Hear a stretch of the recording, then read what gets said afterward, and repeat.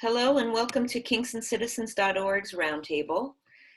We're recording numerous series for What's the Process that we record and broadcast every week. And we tackle local city of Kingston and Ulster County topics with a range of guests, and sometimes it's just us. Three co-hosts here. And my name's Rebecca Martin, and I'm director and co-founder of KingstonCitizens.org. I'm Lynn Eckert, a professor of political science at Marist College, former alderwoman, and former Ulster County legislator. And Jenny's on mute. I don't think we have sound. There. And I'm Jennifer Schwartz Berky. I am an urban planner, and I was also a former county legislator. And in fact, when I worked as deputy director for Ulster County planning, I was helping with the creation of Ulster County's first charter, which we will also be talking about in today's program. Yeah, and to learn more about Kingston Citizens, you can visit our website, www.kingstoncitizens.org. And today's topic is one that's close to my heart. It's the city's charter, and it's called Kingston's Charter. Is it time for a new one? I'm looking forward to diving into that next week. We're going to be talking about housing in Kingston with a topic called the history of rent control and housing in the city of Kingston with Alex Pangiotopoulos, who is one of the founders of Kingston's Tenants Union. So we're looking forward to that. But for tonight, so the City of Kingston's Charter. This issue came on my radar about a decade ago during the Gallo administration in the City of Kingston. And I did some research then, and I found an article that was written by Tom Benton, who is a lawyer in the area, and at the time a young lawyer and an advocate in the city. And I thought I would give just sort of a synopsis of how Kingston got its charter back in 1993 and 94. Do you all agree it's a good place to begin, just for some context? All right. So he wrote a piece that was published in Ulster Publishing, probably 7 or 8 years ago, maybe longer. And Ulster Publishing was kind enough to let us republish it on KingstonCitizens.org. So it became sort of the starting point for us in understanding what happened back then. So sometime around 1992, the mayor of that time, John Amarello, decided that he wanted to approach the City of Kingston's charter. It hadn't been modified since the late 1800s, so it needed some updating. And he decided to create what Tom Benton called the Charter Revision Commission. And I only say revision commission because that could be significant, as we go along and talk and understand the formation of charter commissions overall. So he decided to create a charter revision commission and approached Tom Benton at the time, who was a young attorney, as I noted, at the time practicing in Kingston and involved with various civic groups, and was friendly with many businesses and governmental figures in town, and was asked to act as the chairman of the committee. In this case, Tom seemed to have no political axe to grind. He had no desire to run for office, so he, to the mayor, appeared to be a good candidate to be unbiased in the charter process, which is so important. So he, along with about a half a dozen other local appointees by the mayor at that time, figures like Frank Bailey, George Hutton, George Bell, and others were involved in this process. One of the members of the Charter Commission back then was then Alderman T.R. Gallo, who apparently resigned from the commission after several meetings. There's more about that in a second. So they set about their work and they met frequently, studying the Charter of Kingston, which, by the way, I've never seen the original charter. That's something that would be easy to acquire, but I haven't yet taken that, haven't had a chance to do that yet. And they studied the charter in comparing Kingston to other similarly sized cities, small cities. And so at the time, Benton was also the board of directors of Ulster County Chamber of Commerce. And the group at that point became interested in looking at forms of government, which we can talk about too, which is one aspect of reworking a charter, looking at forms of government. And we can talk about that later. Take a note, Jenny, that's a good one to dive into. And we're fond of the city manager form of local government as a traditional model, feeling that it was theoretically more efficient and businesslike, and they encouraged Tom to introduce the topic, which would have been totally appropriate at that time. We know, and Kingston citizens in the past has had opinions about forms of government, but we've learned over time that that discussion is a community discussion, and that's something that the city will get into later. So for a lack of a better way of putting it for now. But at any rate, Benton gave an overview of what city manager form of government was and why it was appealing to the chamber at that time. And he wrote that traditionally in the US, that most governments, be they state, county, city, village, or town, have followed the federal model, wherein three branches, the executive, legislative, and judicial, regulate the entity's affairs. The structure is designed to provide checks and balances on the uses and potential abuses of power. By the beginning of the 20th century, progressives started to wonder whether all the power balancing was really needed at the smaller and more local levels of government. And he wrote, couldn't the legislative body, the city council in this case, just hire an executive to conduct the administrative affairs of the community as the council had its internal checks and balances built in by virtue of its multiple members? It was also thought a hired executive with specific training and expertise would provide better and more efficient operation than might be expected from an elected mayor who, well liked and popular though he or she might be, usually has no real training for the job. And in addition, we know that applying qualifications to an elected official is unconstitutional.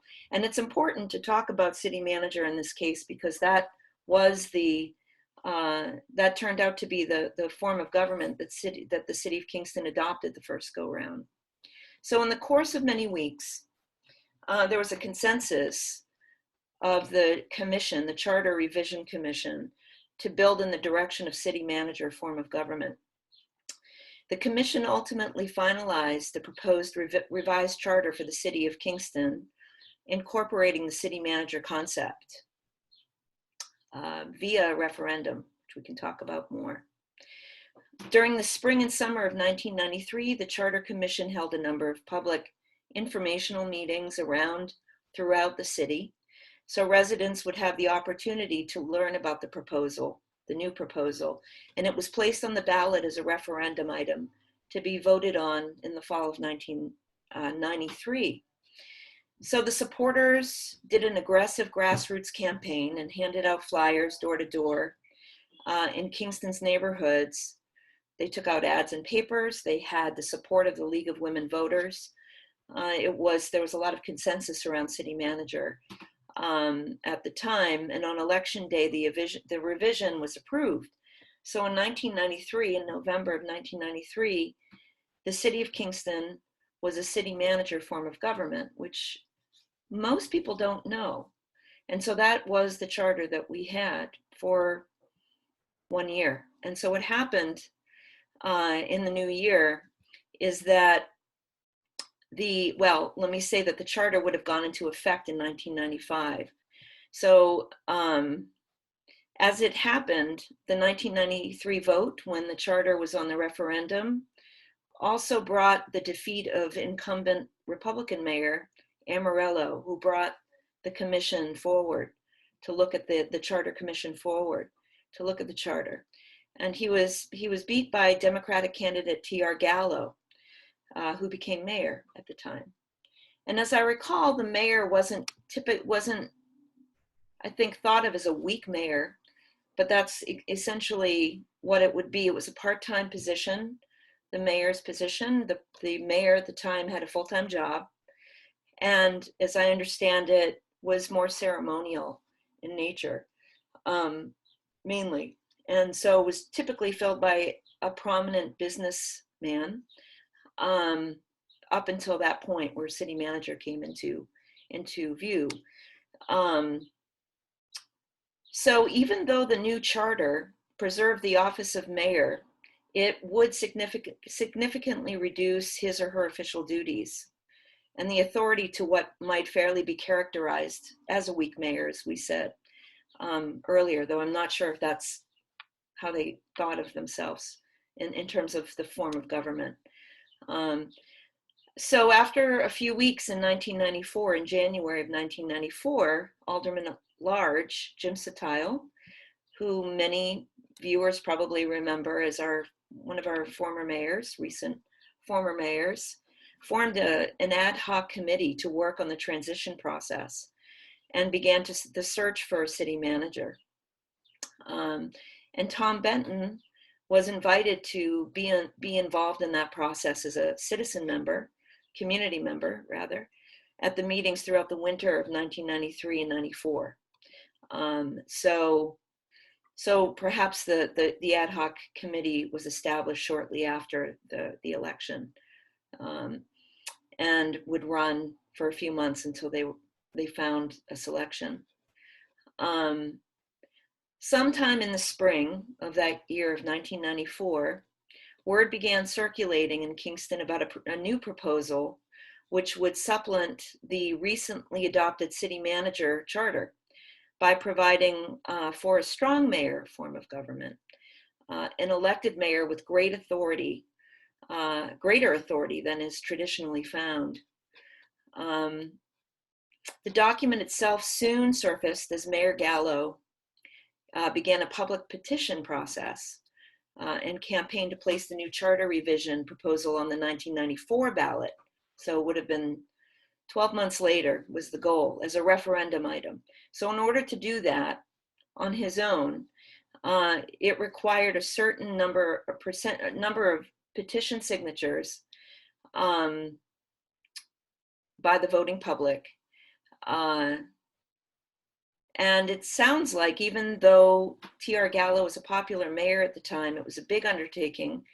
And particularly in the turbulent wake of the previous year, I think it was pretty contentious.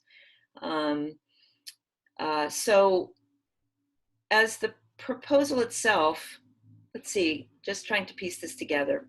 So the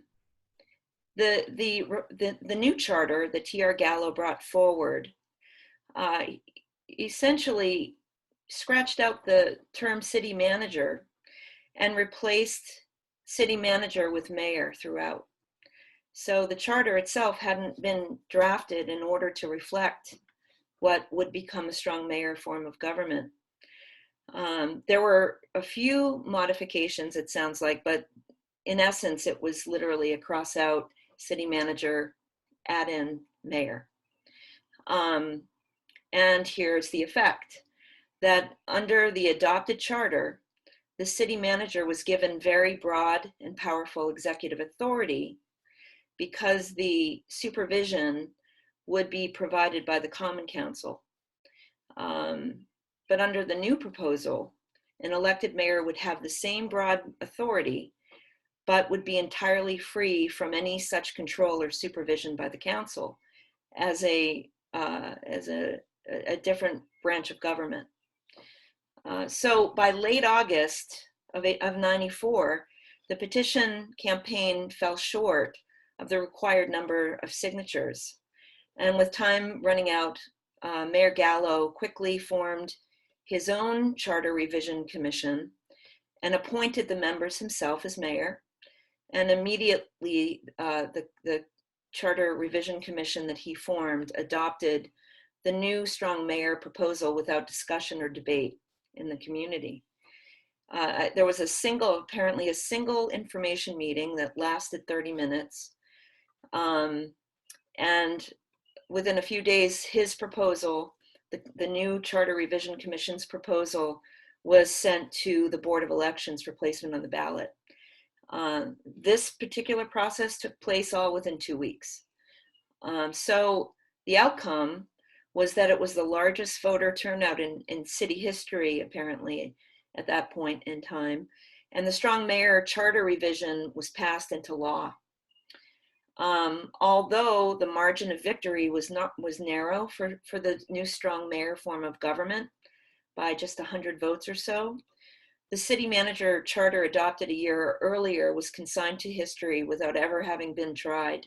And the era of the strong mayor was ushered in.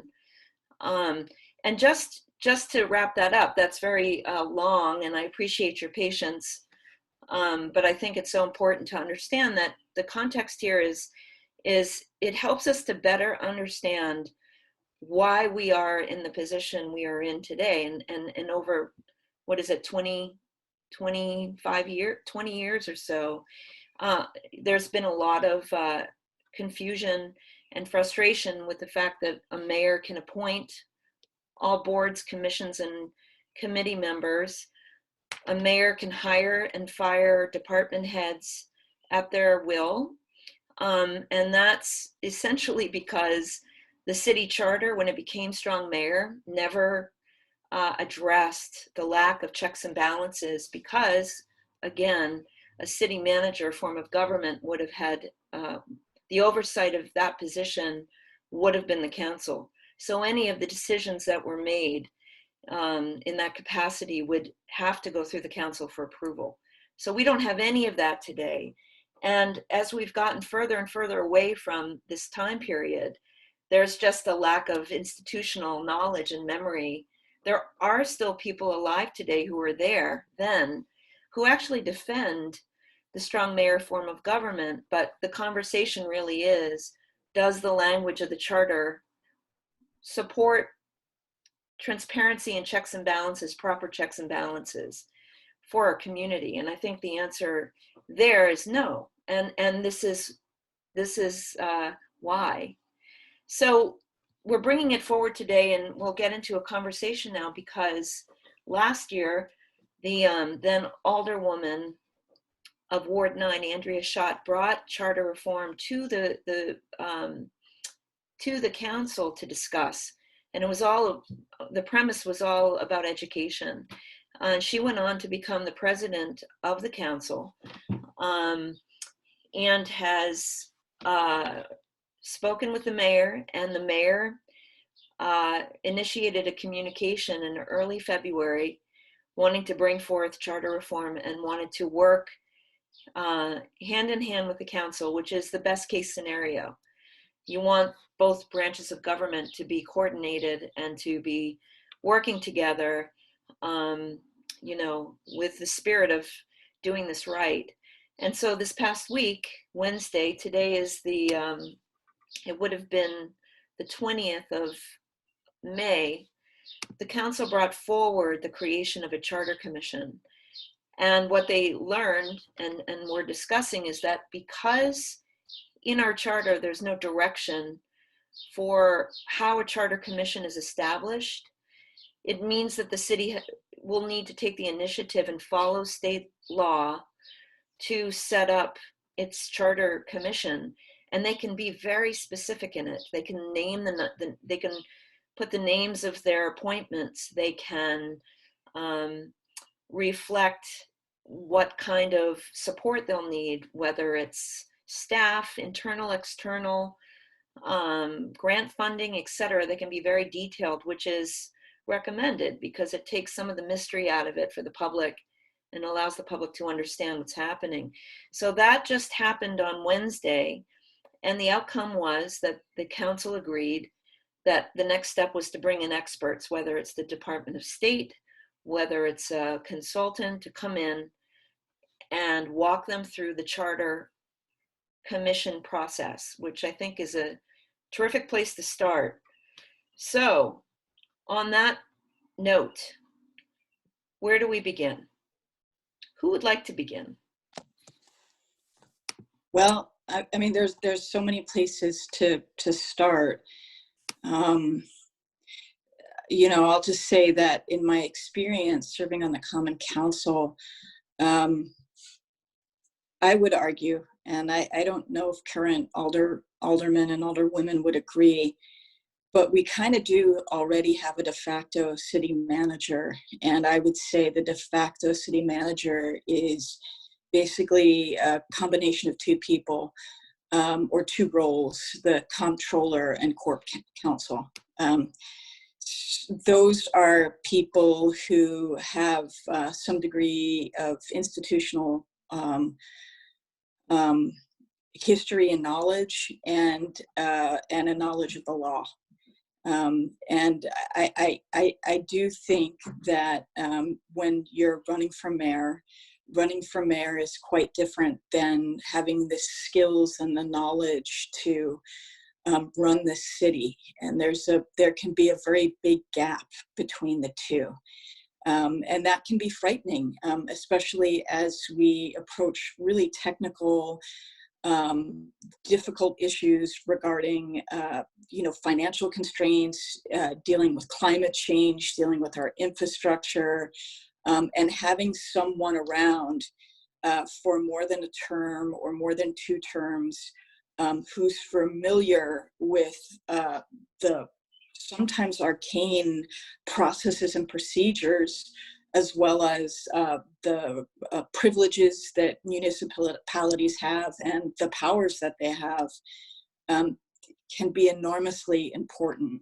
And there's so many things to say in the history that you've just given, but maybe I'll just start there.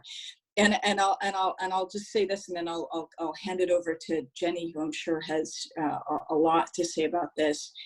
I have this sort of internal debate with myself over the city manager form of government. On the one hand, I think we need someone who knows what they're doing, and has this kind of continuity in office and has expertise because, again, of the highly technical issues that any city, especially an aging city like Kingston, has to approach.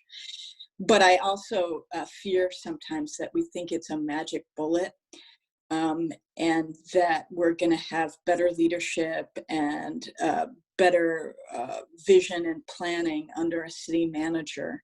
And a lot rides on who we hire, and a lot rides on who we are as citizens in Kingston. There's this really famous quote from Benjamin Franklin at the end of the Constitutional Convention in Philadelphia, and they were sitting in these chairs, and there was this sun carved into the back of Franklin's chair, and he was asked, what's the meaning of that sun? Is it does it say something positive about the future of the nation? And he effectively said, well, it depends. It depends on the character of the people to determine whether that sun is rising or setting. And I think we have to keep that in mind, even as we understand that complexities of local government may be better suited to a city manager. We ourselves, as voters and citizens, have to remain engaged, and we have to have the kind of character of citizens that a democracy requires. So those are just some broad general comments, and I'll turn it over to Jenny, who I'm sure has a lot of insight. Well, my experience is with the charter is firsthand. It comes from at least 2 weeks before I started my job in Ulster County, as I was arriving in Ulster County and driving around, getting to know the gunks. I received a call on my cell phone, and it was Jerry Benjamin.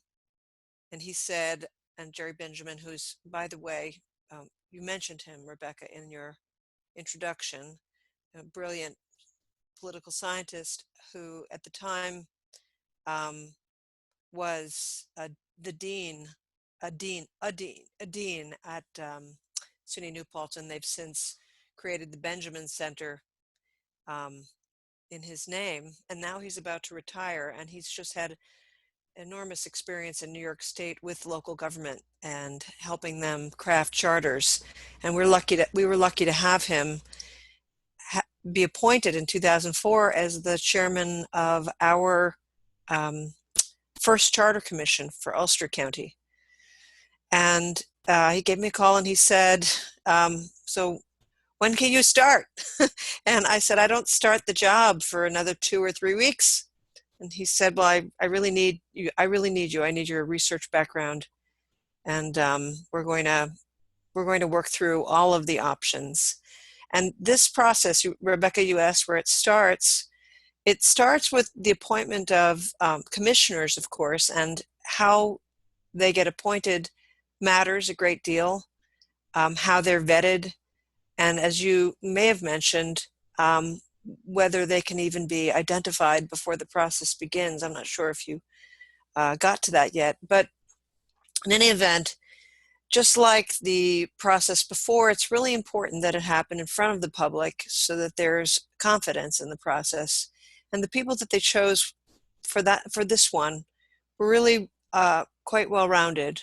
And it was a very interesting experience, and it was a long process. We spent, I think, about 10 months doing research, looking at all of the other counties in New York State and their experiences, their budgets, their reviews by the state controller, and we then also evaluated the city, or I should say county manager form versus the county executive form. So we can talk a little bit more about that if you'd like. I, just like Lynn, I'm torn about the city manager versus the mayor form of government, but I think for smaller communities where the potential for electing someone with very limited experience, even if they have great charisma, can also be a costly mistake, although we see that at every level of government, don't we? Yeah. So, but we can talk a little bit more about why I would come down actually on the city manager side, and maybe it has something to do with my profession as a planner. It's sort of an allied profession to city managers, and we get a very specific kind of education. And one of the things that it does is it shifts the power from one individual to, in general, in a city, to neighborhoods and their direct line to their representatives in the common council or city council, and how that interaction takes place. And the city manager becomes the advisor for all of them in a nonpartisan way to achieve their goals and help them coordinate what they're hearing as the needs in the community. So, and we can talk a little bit more about that as well. I don't want to hog the floor. No, it's great. And maybe for context too, we should just explain how the city currently is set up with its council and mayor. So we have 9 council members that represent 9 wards in the city. We've talked about this a little bit before in the past. We have a council president who is a non-voting member, except for the case of a tie. And that's our legislative branch, right? And we can put a map link up so new people who are coming to this newly can see how the city is broken into wards. Notice Ward 4 is this big. I always am amazed at that. In fact, maybe I can pull it up later just to show it. And then we have the executive branch, which is the mayor, right, of Kingston. And so there are 2 separate branches of government. You know, moving away for a minute from forms of government, I think it's important to understand why charter reform is so important to discuss, and for the community to decide that it's time to reform the charter. one thing that comes up that stands out, I took some notes when you were both talking, Lynn, as a alderwoman, you served under Council President James Noble, who was there for 18 years in that position. As there's no term limits for the council president, it's a 4-year term, just like the mayor. And sometimes people make the mistake of thinking that the council president and the mayor are single ticket. They're separate. The mayor can win and the council president can not succeed, but their names are entwined in a lot of the materials, etc. Council members serve for 2-year terms, and I think for both there's no term limits. So, and I also think that there isn't a staggered approach, so we could literally lose everybody in one election, which is not in the public's best interest, I don't think. And that's not my question, but it's something to take note of how we manage our city, right? And we rely on our elected officials currently and the staff that's there. And in some cases, they've been there for 25 years in their department positions. But what I want to highlight is that we had Jim Noble here for 18 years as council president, and he retired last year. And what do we know about what he knows? Where is that institutional knowledge for the next council president? It doesn't exist. We have a council rule book that's still very difficult to find. I had to scan it because it didn't exist online up until a few years ago. And it was last really amended in full as a booklet back during Satile's term, which would have been, in the early, I forgot his term. It's like 2002 through 2011 or something. And so the council's rule book is still written from that time period. There have been some amendments, I think, finally, that Andrea Schott made when she became the new president in January. But what is a council supposed to do? And the same is true with the executive. I know that the last term, when Noble came into office, I don't think there was anything really there for him to understand what had come before. So this to me becomes a very severe problem.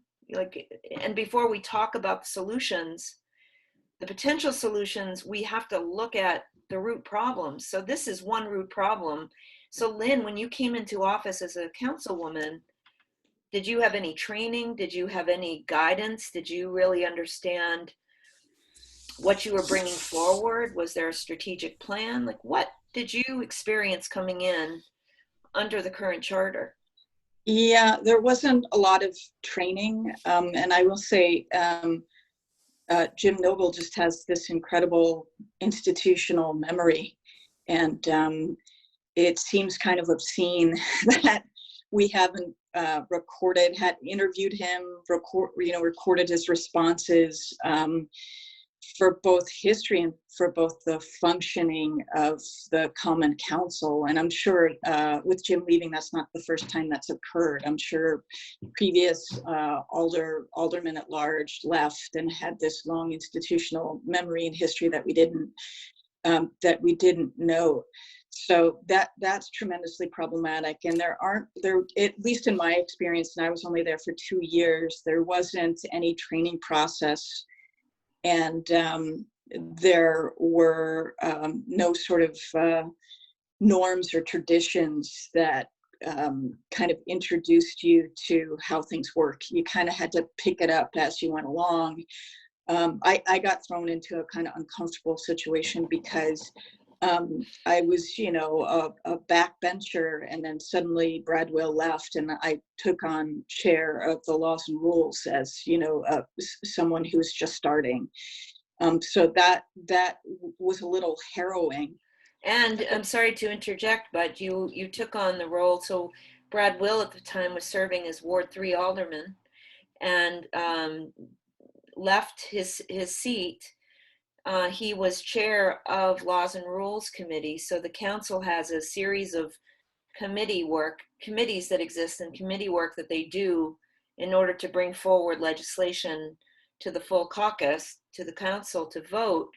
And when you stepped in, as not only did you become the chair of the Laws and Rules Committee, but your first meeting was on the proposed shooting range, and you were Right. looking at reforming the firearms law in the city of Kingston, and you had to move your committee meeting into council chambers in order to accommodate the audience, which I think was a first. I don't remember committee meetings being moved out of the committee rooms or the council chambers, not chambers, the side rooms, to Right. accommodate the public and provide public comment, which is also unusual. And so you had all of that thrown at you at once. Right. I mean, I'll say this, that one of the things about being on the legislature at both the Ulster County level and at the Common Council level is they're both part-time positions, and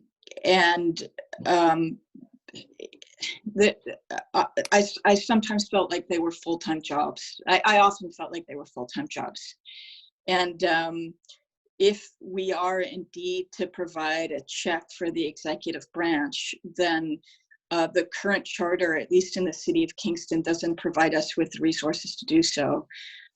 We need our own clerk, we need our own lawyer, and those things, those positions are not provided for in the charter, as well as the fact that we're part-time, and so there's a lot of emphasis on being entrepreneurial and self-starting and doing your own research and things of that nature, and that can be enormously problematic, especially if you are taking a position that is at odds with the mayor, the corporate counsel, the clerk. All of those people fill that position at the behest of the mayor.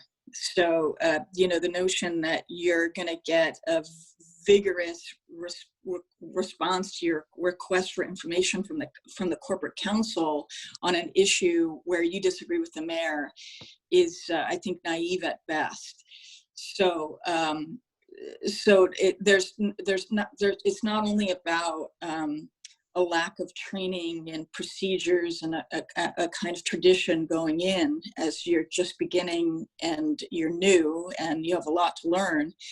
It's also there are paltry resources really for you at the Common Council to do your job.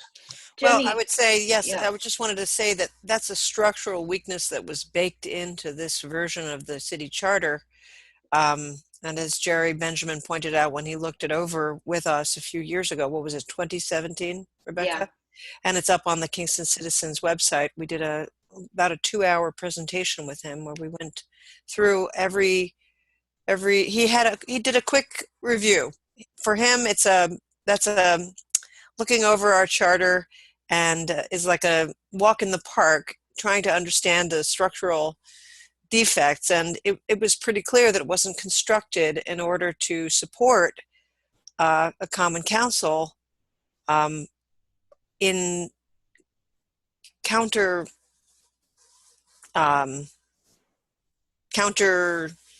position, let's say, to a mayor.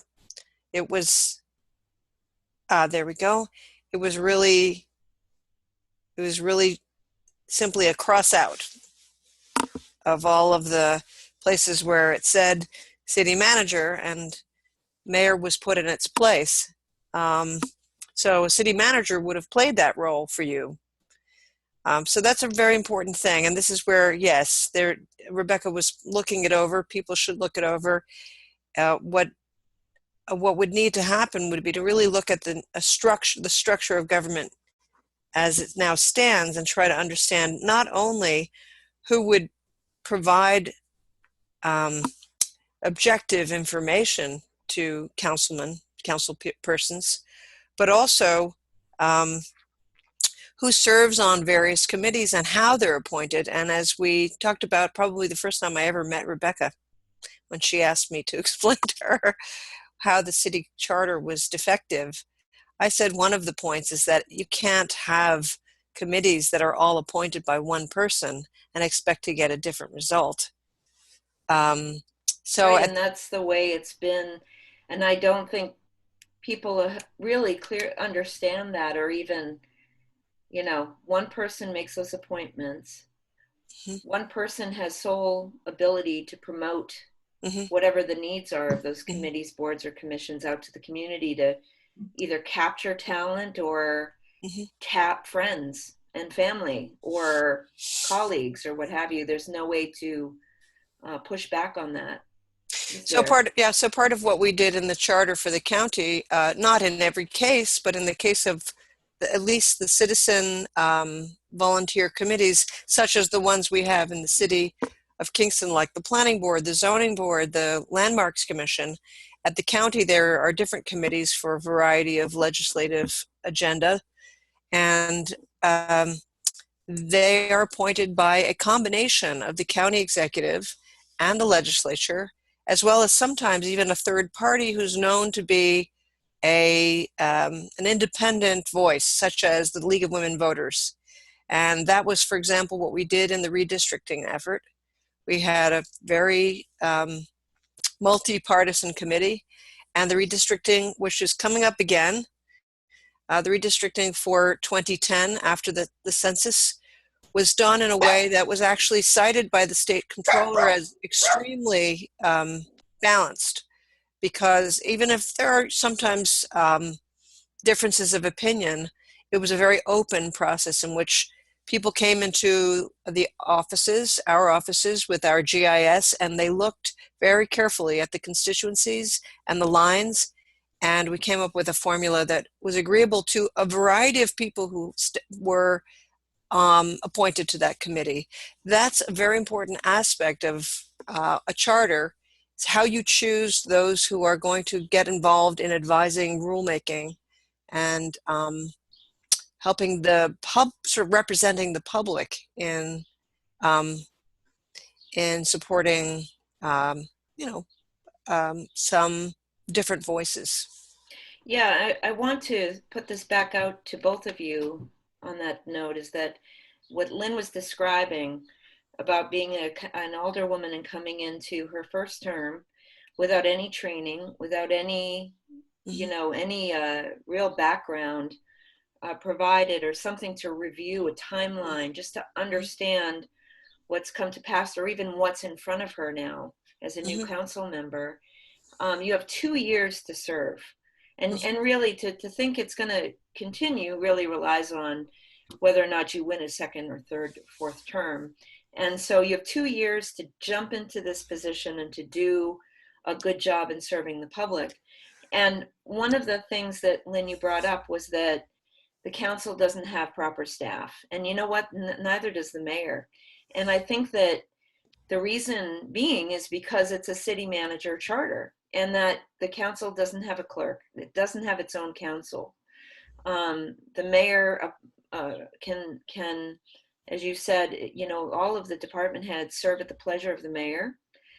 Some of them have civil service protections, some of them don't. If you go and look, I mean, some department heads don't have the the freedom to have the authority to make decisions that they know based on their expertise, if in fact if there's a conflict with what the mayor, their boss, wants. So and I bring up the mayor's staff. I think that there's other roles that could be filled if you look at um, I mean, I think the county executive in Ulster County is not a great example because it's a much larger, Mm-hmm. budget, etc. But there's deputies, and there's support staff for the mayor too. I'm sure that anyone in that role would have a hard time keeping up too, and especially someone who's never been in that position before, to not really have anything to rely on from previous administrations outside of John Toohey, as you mentioned, the comptroller and corp counsel. But in your experience, maybe both of you, in looking at how government is typically supported, how legislative or executive branches are supported, what do you think both of you, would be a better a solution to the problem in order to support our electeds who are there for short periods of time. Jenny, why don't you start? If you have any good wisdom in that way.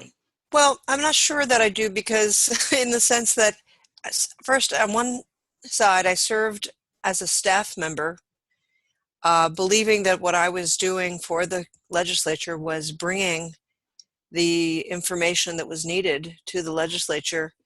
And before we actually had a county executive, it was a little bit of a, I don't want to say a free-for-all, but it was much more of a sort of weak mayor or council manager form of government, because it was the chairman of the legislature who had a staff, and then the rest of the legislature. And that system seemed to have broken down in a very public way when the jail was being built and budgets were running wildly out of control, and everyone was pointing fingers at everyone else. So when that was a time that ushered in the county executive. But as a legislator, there was a definite tension that we experienced when a department head came to report to us on any particular question. There was cordial and respectful dialogue most of the time, not always. Many of the legislators felt that there was an agenda, and they would push pretty hard on the department heads. But there wasn't the kind of staff, although the county legislature, excuse me, has a staff of clerks that do assist. It has nowhere near the resources that the elected county executive has, because, as Lynn said, they serve at the pleasure of the executive. So I don't know where that tension can be resolved when the legislature is a number of people with a much lower capacity to make informed decisions as compared to the more powerful executive in this case. Yeah, and actually I'm realizing that, Lynn, you've had the experience of serving on the Common Council where you had no staff, and then becoming a legislature, and regardless of whether it was sufficient or not, you suddenly had a very different experience. What can you share that the dichotomy there? Yeah, I mean, certainly on the, and this is, I in making this comparison, I in no way mean to critique the staffers at City Hall. They were overwhelmed. I mean, there's just simply not enough staff and simply not enough resources. But at the legislative county level, you have, I was chair of the law enforcement committee there, and I had a staffer assigned to help me organize the agenda, get the agenda out, invite people to come and speak. It was just a wholly different experience, and it was more manageable as a result of having these really able people available.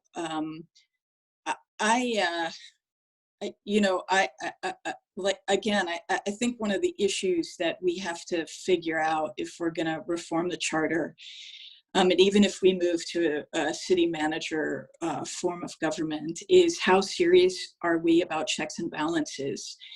And if we're serious about checks and balances, then we've got to give both the legislature at the city level, the Common Council, both more power and more resources to be truly independent. And we don't have that right now. And I'll just, and Jen, you can probably speak to this more than I can, but it seems to me the city manager model moved out of the progressive era, where there was this sense that you needed expertise to deal with the complicated issues that government faced. And the progressives, I always have this sort of uneasy relationship with them, because on the one hand, expertise I believe in, I think is really important. And, I believe in philosophers like Max Weber who say, as we become more technically developed. You need people who have this expertise, and the more you rely on expertise, the more you lose democracy. And I think the city management form of government kind of relies a little bit on that philosophy, although I think Jen mentioned some modifications about empowering the city manager to reach out to neighborhoods and to revitalize and give resources to neighborhoods to, to get the things done that they need to get done. So maybe Jen could speak to that. But it just strikes me that if you even the way, let me put it this way, even the way the charter reads right now, I'm uncomfortable with it. Even just scratching out city manager and putting in mayor, with leaving the city manager with those powers would have been tremendously problematic too. And what we really need to do is have a charter that, one, has somebody with this institutional memory around, and that's traditionally the reason for having bureaucracies, right? Really well qualified people who stay in that position irrespective of what happens electorally, for stability and for continuity. So we need someone like that. Maybe it's the city manager, but at the same time, this charter needs to be changed in such a way that it leads to greater transparency and that it takes checks on power seriously, not to the extent that maybe we have at the federal level where there's so much checks on power that we have stagnation, but we don't have enough now. And so at that sort of more macro level, that's what I'm looking for in this charter change. And Jen, I'll leave you to speak. That's really your area of expertise, not mine, in terms of the evolution of city manager and its relationship to the progressives, and how do we get to a charter that's transparent. And actually, just one clarification, Jenny and Lynn, is that the city manager charter, the checks and balances were just there through the council's role. There being, I don't know if there were 11 members at that point in time. There were more council members at that time in Kingston's history. So that was everything, any of the appointments, any of the hires, the council would have to approve them. So that was in place with city manager. By eliminating the city manager and just writing in mayor, what didn't happen is it was a political move in order to quickly, bring forth to maintain a mayor. But we went from a weak mayor to a strong mayor without the language to support that position. And I think that's the essential flaw of the city charter today. Sorry, Jenny, go ahead. It sounds like the switch that you're describing was done to consolidate power and to do it quickly and to do it in a way that was a little bit of a sleight of hand. I'm sorry, Jenny, I just wanted to... Oh, well, again, my experience is actually not very academic when it comes to this sort of thing, but much more about having worked with a number of local governments and having found that, what you just described as sort of the deep state of the city, like deep city, that yes, there's an incredible wealth of knowledge in the civil service. Sometimes it stagnates and sometimes it's very strong. So it's not the same from community to community. And I think it's important not to predetermine the outcome of an investigation, as we may have done and may have regretted doing in the first charter, in which early on there was a predisposition toward strong executive form of government versus manager, because you really have to look at the specific circumstances of a community. And then you're right, probably build in safeguards that are more than what we currently have in the charter. And I don't know enough about writing the details of the charter to say what those would be, except that you can build in more checks and balances. For instance, I believe the comptroller, as much as you say that there's a deep knowledge and the comptroller is reporting and advising the council, the comptroller, there is still something to be said for that comptroller either being elected versus being appointed. And when they're appointed generally by the executive. So for instance, now we have a comptroller in the county who should serve the function of another elected independent office. We didn't have that at the county before. But then it will depend on what the relationship of that comptroller is to the executive. And are they of the same party? Are they of the opposite party? Are there, for example, political ambitions for that comptroller? At the county level, there may be. At the city level, maybe not. So I think going back to, because we're getting into arcane questions, I think going back to the Benjamin Franklin quote, another one that Nancy Pelosi has brought up many times when Benjamin Franklin was asked, what kind of government shall we have? And his answer was a republic, if you can keep it.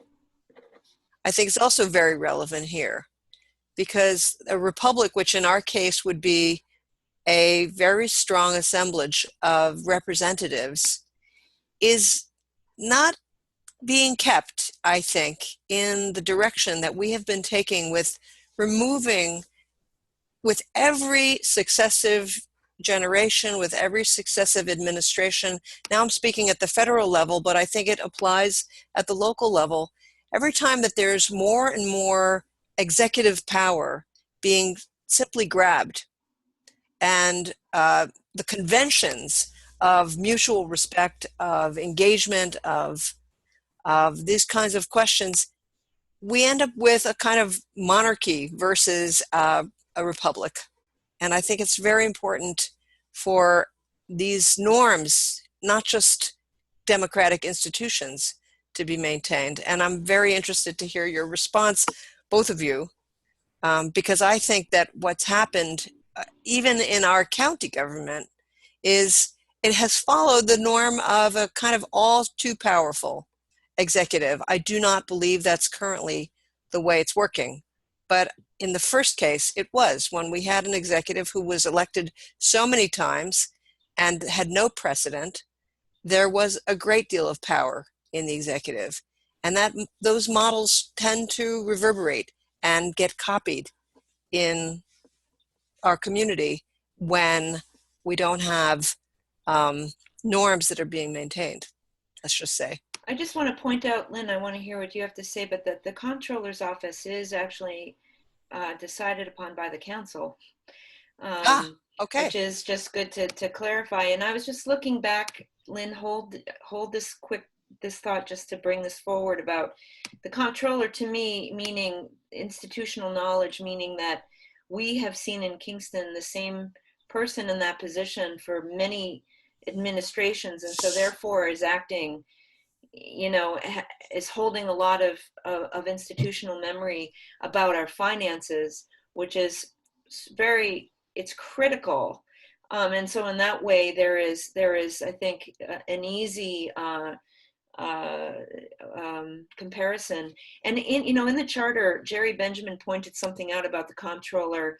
It's Article 9 in the charter. It says, C9.1 powers and duties, comptroller, that the comptroller in the charter is an auditor. So you are calling your fiscal officer a comptroller, but you are empowering them as a comptroller. It's an interesting thing that the comptroller, who is thought of as an oversight officer, helps to create the Kingston budget.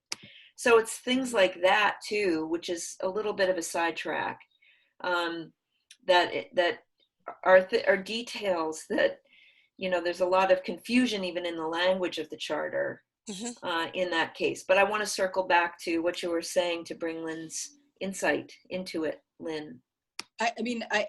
I'll just say in terms of John too, who is the current comptroller. He does just an outstanding job, Mm-hmm. and we were very lucky when I was there. There was a threat that we might lose him, and I think it would have been a terrible loss because of his skill set and his institutional memory. Mm-hmm. But you're right. Technically, he could leave or be fired, and then we'd have someone new, and we'd lose his institutional memory. And then I'm not sure that I would be sitting here telling you that he's a de facto kind of city manager due to the new person's newness. But I think the comments that Jen made toward the end were most important, and I don't know what the right outcome is in terms of trying to figure out how exactly we need to change the charter, and should we move to a city manager charter. I have some ideas given my experience, but I think that's a process that, as Jen points out, needs to play out. But the thing that I started out saying that Jen reiterated was that if we have a city manager and yet we don't have greater transparency in government, we don't have greater legislative power and resources, and in addition to that, we don't have more people running for political office. We don't break there still remains a political cabal or elite in the city, and it can exclude, and it can if the powers that be engage in groupthink and decide not to let someone in who thinks differently, but perhaps innovatively, and has a different perspective, then we all lose out. So I think what we're trying to say is that underlying these structures of government is a culture and a set of norms. Right. We in political science we call it civil society, and if civil society is not healthy, and if we're not we don't have the sort of right socialization and process where we want to be participatory, we want to run for office, we have a vibrant Democratic committee, we have a vibrant Republican committee in the city, that we're not bringing in new people, and that people aren't staying in office and parking there. That's also part of a substructure that influences any structure we put in place. So it's again, I don't want to move away from the whole idea of what's wrong with the charter, because there's plenty wrong with it, but just the notion that, and both the charter and our culture, they inform one another, they feed off of one another, and if they're both healthy, then we'll have a good dynamic, and we'll have people passing through, we'll have a variety of different ideas, we'll have transparency, and government will hopefully function better. And I don't see that going on right now. And if you have an executive who wants to make decisions, wants to exclude the legislature, the common council, at both the county and the city level, they can do it.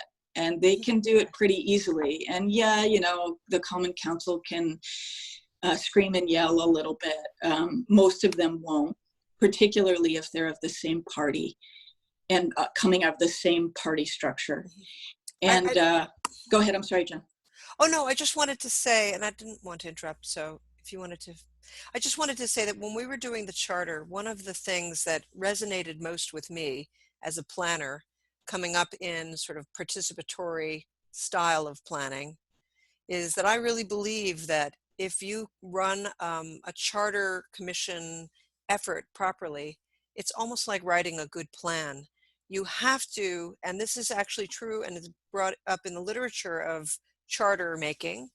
It says essentially, if you don't win the hearts and minds of the public, if you don't do a really good outreach effort, if you don't engage people in these questions, you first of all, might not even win the votes that you need to have the charter passed. But just like any good plan, it really needs to hear the voices of the public, and that should help shape what the charter becomes. So I guess my challenge to whomever is going to serve on a commission and help run this process, that they really open this up as much as possible to an extraordinarily participatory process, something that we and other watchdog organizations in the community have an opportunity to to to to bring to our constituents, to the public, in a way that's going to really hear them, not just Yeah, inform them. and just to, one of the problems that I see in Kingston right now, in terms of the power balance being, or the scales being kind of tipped towards the executive branch.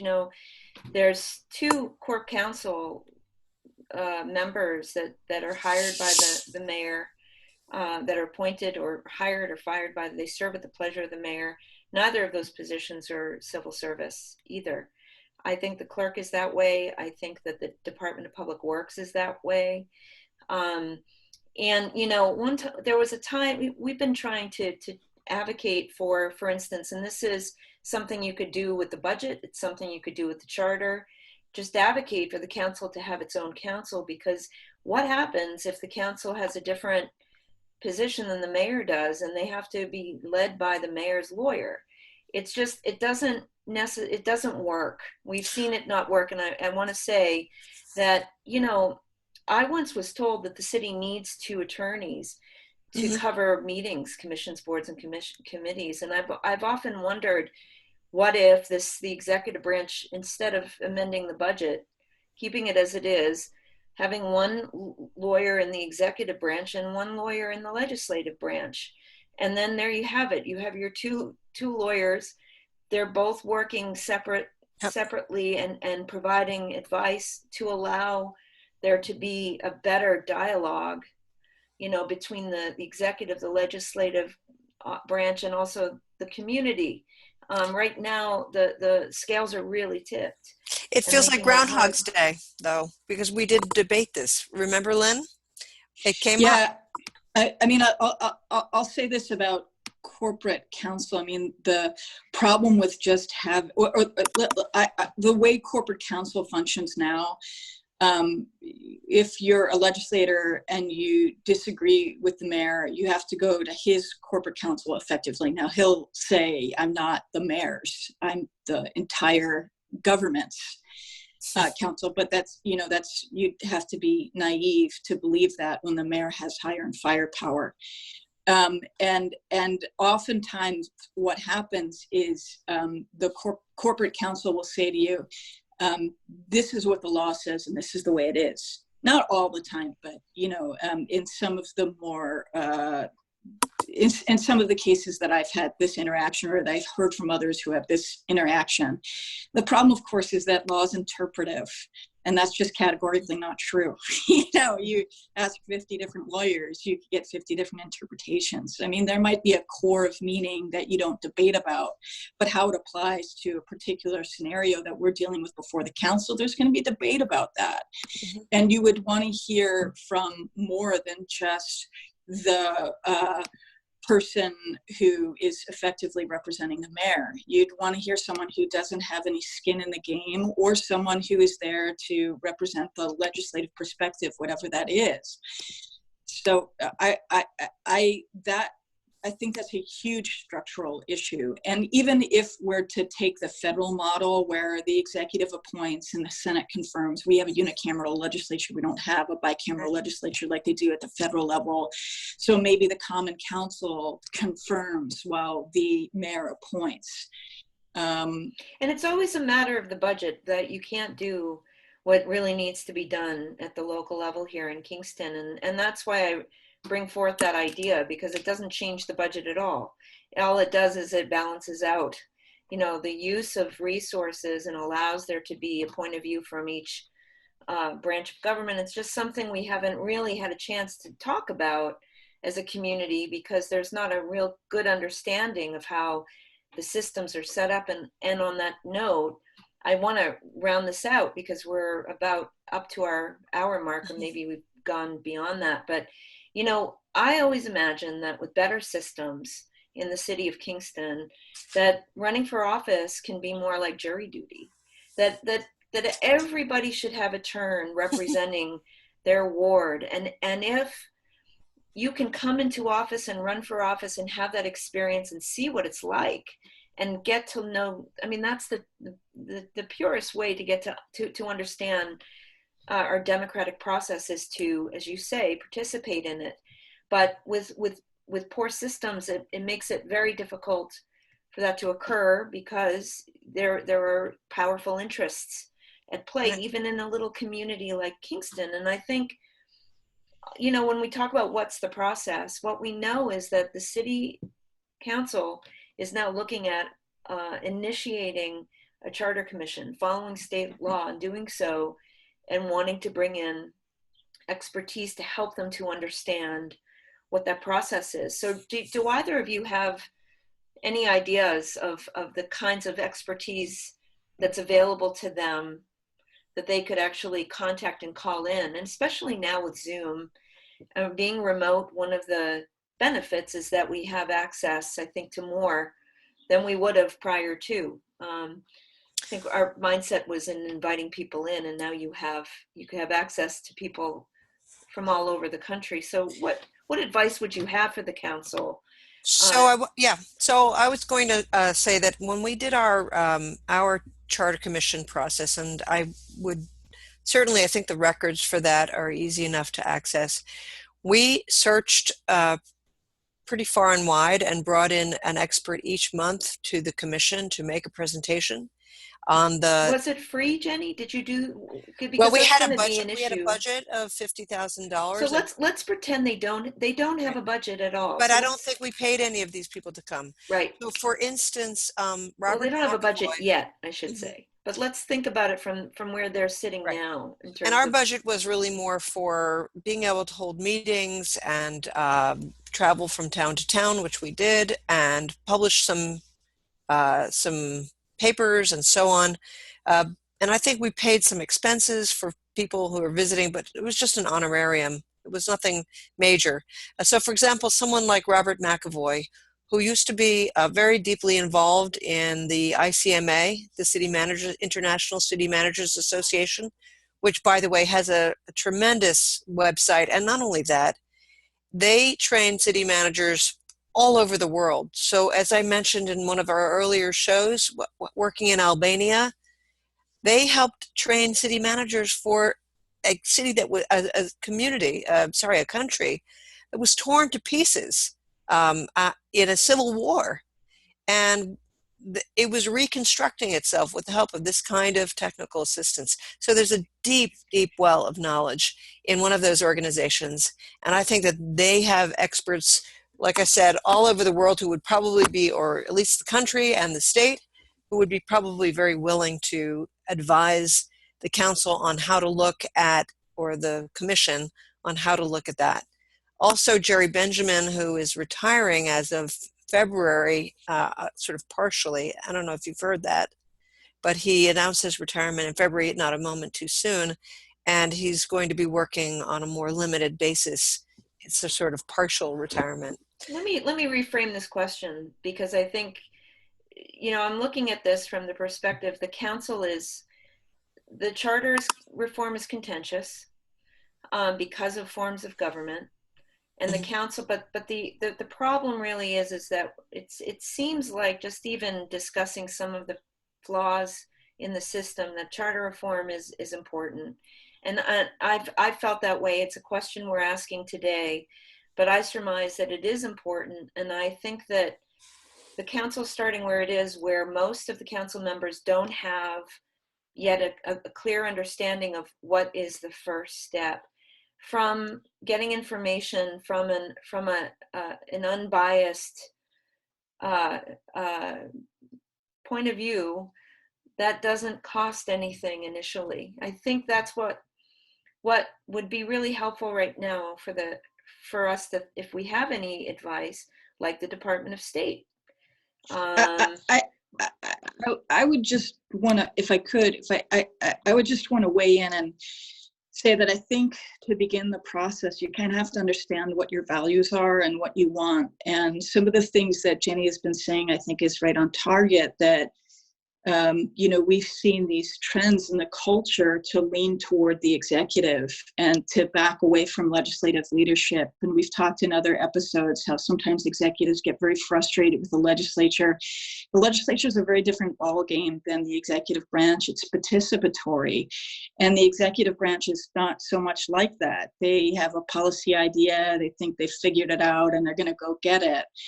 And so I think we have to figure out, is that what we want? Do we want greater participation? And if we want greater participation, and we, want to instill those democratic values, then I think that's got to be the starting point. And there's just one other thing I want to say, and right now, I'm a professor and we're dealing with this COVID crisis. And what's really revealing in this COVID crisis is the failure of leadership at the university level, of presidents and the top level administrators who get paid an unbelievable amount of money that's akin to the corporate world. And those leadership failures, I mean, the university, if you're going to lead a university, is much more like being president of the United States, or much more like being the mayor of a city, because you can't fire faculty, at least not now. That's changing. We're going to get rid of tenure. And you got to work with them. You got to figure it out. And increasingly what's happening is presidents aren't working with faculty. They're making these gargantuan big decisions about the financial future of the institution with a few members of their cabinet, and that's that. And they're saying too, increasingly, like you look at the board of trustees, none of them are PhDs, they're all MBAs. And this is a long way of saying that I think we need to be very careful when we're redoing a charter. Yes, we need to reach out to different constituencies and hear from them, but we ought not to conflate the success of someone in the business realm or the success of someone in the medical realm with governing. What it means to govern well is quite different than what it means to be a successful business person. And the norms, the rules, the end game is very, very different. And so I would, and this is a culture that doesn't recognize that, right? This is a culture that thinks, you're a millionaire, you therefore must be brilliant at everything you do in every realm and sector of society. So I would encourage, right, the commission reform to remember democracy, remember a Republican form of government, and remember how that's so very different than running other sectors, right? And I think here too of like Bill Gates. I see Bill Gates is potentially being asked to help think through reform in education again. And those are the sorts of things that scare me when you open this up, because that is not what we need, right? People who have power don't really like to let it go. Right. And what you're doing in reforming this charter is you're trying to make it more participatory. That's going to upset a lot of people. And I think that sorry, Lynn, but I just want to say that to that point, how do you get, like, what you're offering there? If you were the consultant, that would be an incredible way to start this process. And so that's the sort of thing that an elected body needs, guidance to start thinking about that process from that place. And what I'm concerned about is who that person will end up being, and why this is the moment for the city right now to get it right, to start on the right foot. Forget about everything else, as we're saying, like, right, what are our values? What do we value? And so who those people are that help get this process, because we have to work with our lawmakers now. They have that authority now. So who does that, and how are they directed is what, And Jenny might. yeah, Yeah, I Jenny, just why wanted don't to say we, I would like to see almost a sort of a process that's akin to a restorative justice type of circle conversation, rather than going through the motions of, okay, now we have a public meeting and we have to listen to what the public has to say and we act interested in getting their input. I think it needs to be facilitated extraordinarily well. And I'm not sure, I do believe it is a kind of coming to terms, coming to terms with who we really are. And this is, what Lynn described as this kind of corporatism and celebrity culture, that people are looking for a hero and people are investing so much hope in a single person, is really a big mistake that we've been leaning this way for such a long time. I would really like to see almost what you described, Rebecca, as a kind of Peace Corps within the city. And I don't know how that's going to work, because that means really mobilizing and activating more people. I mean, it's happened more and more. And I do think, not to toot your horn, but I think that Kingston Citizens has awakened a kind of new ethos, along with many other groups that have been formed in the last 10 years. I think we have to put it out to them, ask them, what do they see as their role in the city's future? I'll just say too, I think, to me anyway, at the core of all of this, at the core of democracy that makes it work, is an ability to speak truth to power. Mm-hmm. And if we don't create rules and institutions that allow people to do that, which are being seriously eroded right here in the city, at the legislature, all over, right? That's the core of democracy. And if we lose that, and that's the connection, by the way, to the university, right? The university used to speak truth to power. It's become corporatist, and it's not really doing that anymore. So if democracy is going to work. Now, there are other problems with democracy. I don't want to just pretend that I'm unaware. Democracies can vote to do terrible things. There's a tension and a balance. That's why you need the rule of law. And you need to be principled. So it's a far more complicated conversation. But right now, in terms of the charter, and think about that, if that's the essence of charter reform, empowering participation and empowering people and protecting them to speak truth to power, that's going to upset a lot of people. A lot of people aren't going to want to let that happen. And so you have to be attentive to that. Yeah. I'm sorry, go ahead. No.